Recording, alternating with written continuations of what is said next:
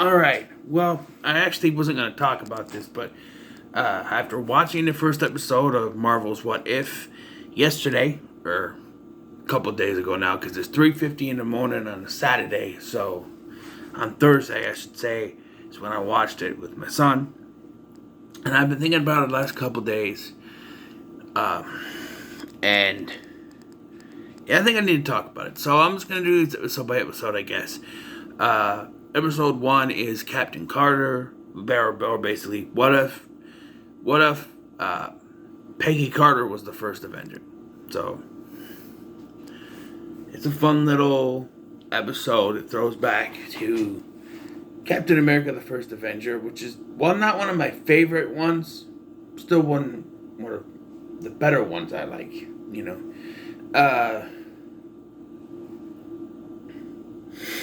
Overall, I like the story. I don't mind that it's animated. I hear people complaining that it's animated and animated shows are for kids. Yeah, but this is also based in the Marvel Cinematic Universe, so it's a PG-13 cartoon. And there are cartoons for adults, like Samurai Jack or Cowboy Bebop, Family Guy, Rick and Morty. Adults can watch cartoons. Alright? So, yeah. It's a fine show, although I feel like this episode took a few liberties with the original film it's based on. And I'll get to it, but I feel like there's a couple plot holes in this episode that they have to a couple of plot elements from the movie they have to mess with in order for this scenario to work. So Uatu opens up by saying that a single choice can change everything. And Agent Carter's choice was to stay behind, not go up to the little booth thing, but stay behind in the room during the procedure. Somehow, and this is the first plot hole, somehow this triggers the Hydra agent to blow up the place earlier before Steve can get the procedure done, even though this happens afterwards. Plot change number 1. Oh, he has to blow up the place before the procedure for Agent Carter to jump in because Steve gets shot and she jumps in and takes the serum. Okay. Don't see how her staying behind changes that, but okay. So she becomes Captain Carter. And yes, if you're one of those people, you'll complain that this is nothing but a BS female empowerment episode type thing, which I've done in the past, but seeing as this wasn't marketed as such, like, look, we're gonna have a female Captain America or Captain Britain. Look. It wasn't, it was just, like, it wasn't the only episode, in all the trailers you see multiple episodes. It wasn't just this one shown to us. I think it's safe to say they weren't trying to market this to that kind of demographic, so I'm going to give it a pass this time. And I didn't really get that feel watching the episode, especially since this was the 1940s. So very much it was that time of, oh, women can't do this, women can't do that, their place is in the home. There was that sort of thing. Even though she was a woman in the military already, who knows? And they do make, oh, you should be selling war bonds, but this is what they have Steve Rogers do.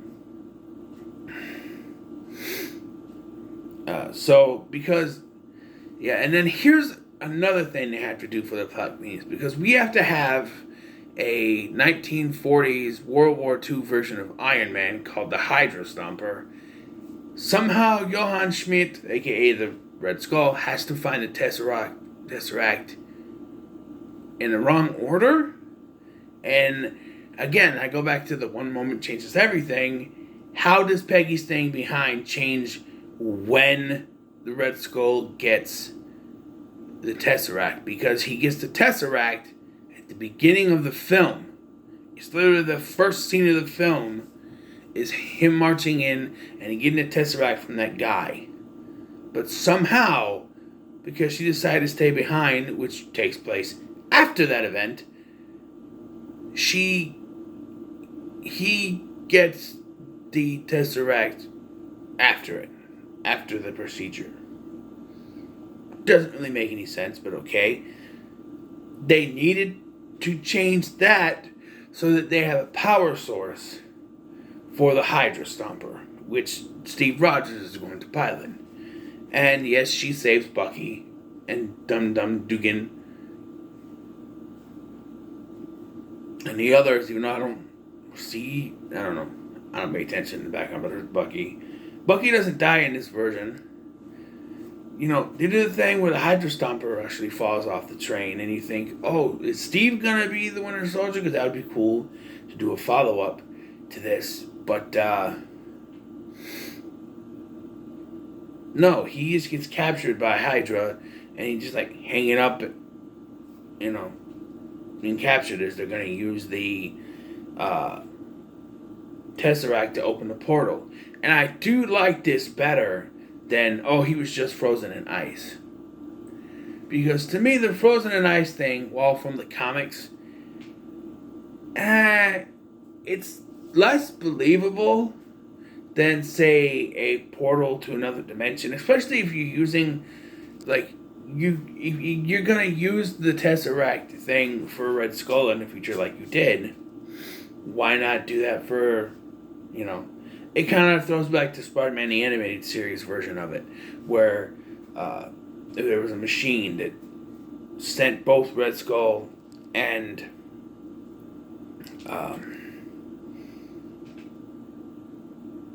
Captain America into another dimension. In this version, though, I believe, if I saw it right, Red Skull is killed by this octopus Hydra creature.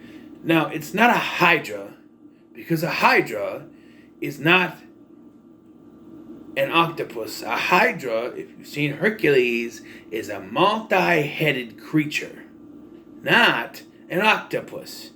Despite what the little symbol on their jackets dictate. A Hydra and an octopus are not the same thing. Okay? I've watched Hercules. A Hydra is a... It doesn't even make any sense because she starts cutting the tentacles off and they don't grow back. But the motto of Hydra is, you cut off one of our hits, we just grow more. So this Hydra creature, this octopus, just makes no sense. But she ends up having to sacrifice herself so that she can go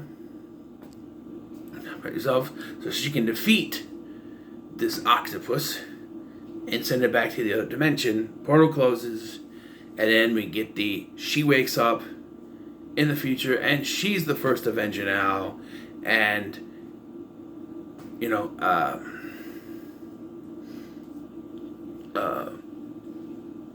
Nick Fury is there. But this time, it's when they activate the Tesseract and she jumps out.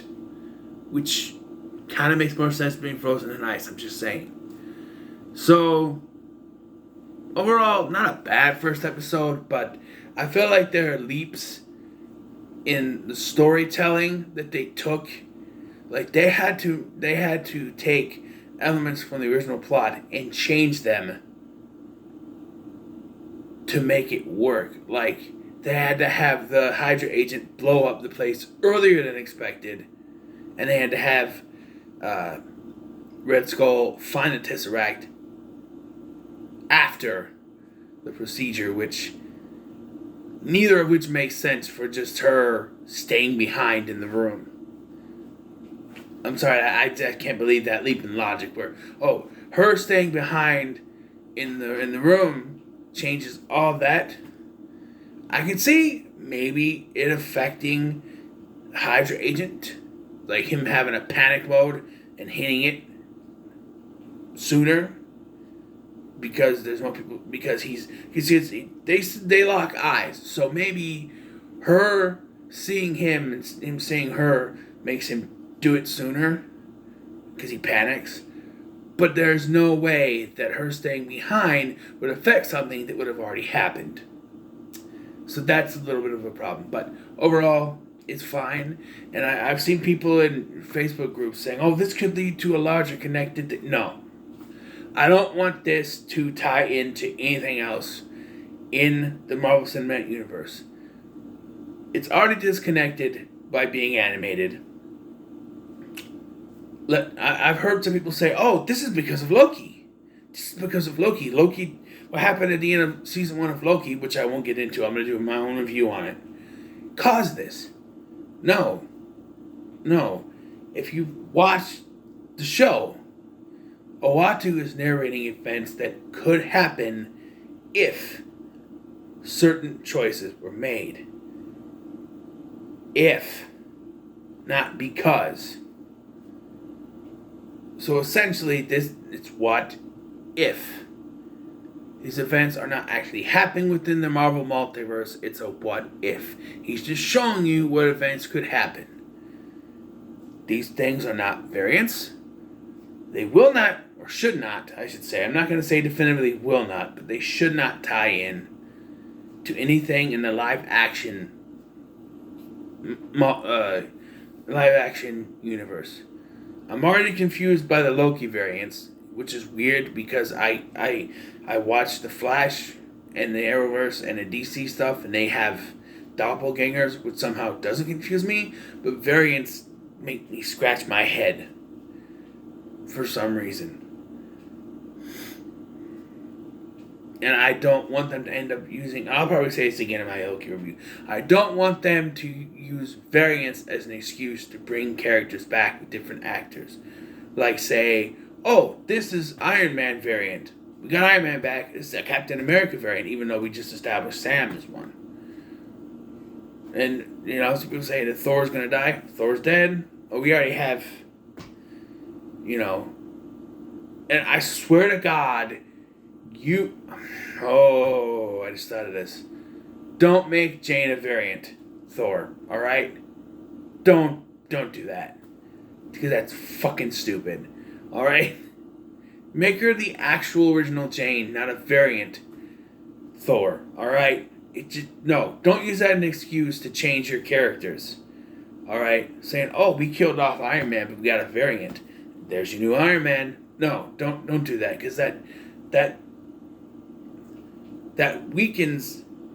You replace Iron Man with a different actor and say it's a variant, that's diminishing the effect of Iron Man's sacrifice. So don't do that just to hire a new Iron Man, a new Tony Stark. It's a variant. No, don't do that. Don't do that. No, that's stupid. Multiverse stuff is cool.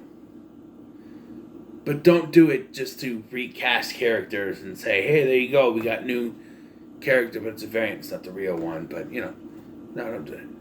Variants are confusing. But what if should be its own thing, standalone, not connected to the rest of the MCU, just a little thing. That's my point I'm trying to get across is you should not try to connect it to the rest of the MCU. Like, we don't need to see Captain Carter show up in live action form to help the Avengers out. It would be fun, don't get me wrong, but we don't need that. I wouldn't mind a continuation of this. Like, what if Captain Carter led the Avengers? And kind of have the Battle of New York with her as captain, as the leader, and all the others. Obviously, you're going to have to, who plays Robert Downey Jr. as voice. I don't think he's going to do the voice in the upcoming episode anyway, but I know there's one with him and Killmonger, which I like to see their leap in logic with that, because how is Killmonger there in 2008 when he would be a teenager? Or at least a young adult, because if you don't know, Michael B. Jordan and I are the same age. In 2008, I was 21. Right, so he'd be 21. I can see that, but how would he just show up in the Middle East? I don't know. Unless it's a time displaced version. We'll have to see. But sorry, I'm getting yawn. It's 4:00 in the morning after all. The first episode was actually pretty good. Couple leaps in logic, couple of little plot hole thingies in there, but I guess we'll see. Not bad for a start, but yeah. And I'll be trying to get I don't know when I'll get it out, because this was an impromptu, but I'm going to try to do a Loki review, because I got things to say about that too. But yeah, this is a fun little start, and I'll probably do each episode as it goes along. But yeah, so what are your thoughts on episode 1 of What If? Let me know in the comments below. Make sure to like, share, and subscribe. Thanks for watching. I've been Scotty, and I'm gonna go to bed.